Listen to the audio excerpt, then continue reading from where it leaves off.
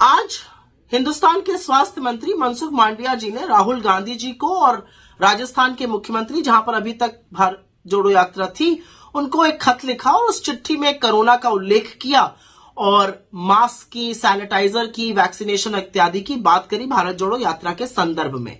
पते की बात यह है कि यह चिट्ठी मनसुख मांडविया जी ने उस पत्र पर आधारित करी है जो भाजपा के राजस्थान के सांसद पीपी चौधरी जी ने स्वास्थ्य मंत्री को लिखा था और कोरोना का और भारत जोड़ो यात्रा के संदर्भ में कुछ चिंताएं जाहिर करी थी। तो पहली बात तो चिट्ठी भी भाजपा के सांसद के आधार पर लिखी गई है और वो प्रेषित कर दी गई है आगे।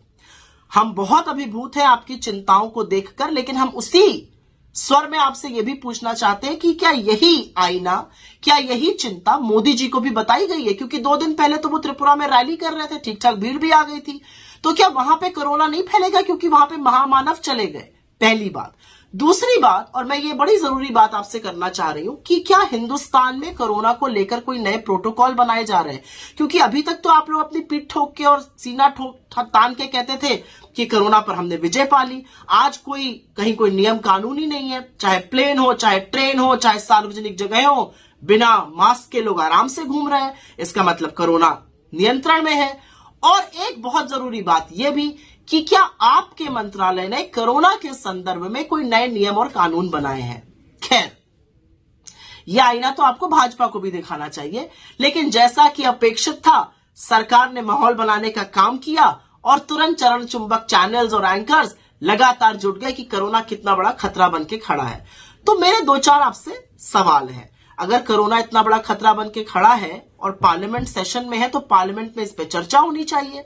पार्लियामेंट का सत्र कैसे चलने दिया जा रहा है? कोई नए नियम, कानून, प्रोटोकॉल क्या अनाउंस होंगे? क्या मास्क फिर से अनिवार्य होगा? इसके बारे में अभी तक हम लोगों ने कुछ नहीं सुना है। और असलियत तो यह है कि जब कोरोना काल था, तब तो आप नमस्ते ट्रंप करा रहे थे और चुनी हुई सरकार मध्य प्रदेश में गिरा रहे थे।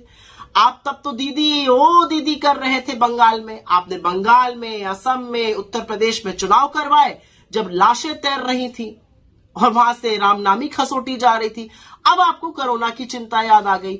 ये कुछ नहीं है, ये भारत जोड़ो यात्रा को देखकर भारतीय जनता पार्टी की अंदर की जलन और द्वेष है। लेकिन आप कुछ भी कर लीजिए, कितनी भी बाधाएं लगाने का काम करिए, जो अपूर्व जन स्नेह और जन समर्थन हमें मिल रहा है, उसके बारे में आप कुछ कर नहीं पाइएगा, ये याद रखिएगा। मैं सिर्फ इतना कहना चाहती हूं, संविधान की शपथ लेकर आप एक मंत्री बने हैं, भाजपा के इशारों पर नाचने वाली कठपुतली मात्र बन के मत रह जाइए।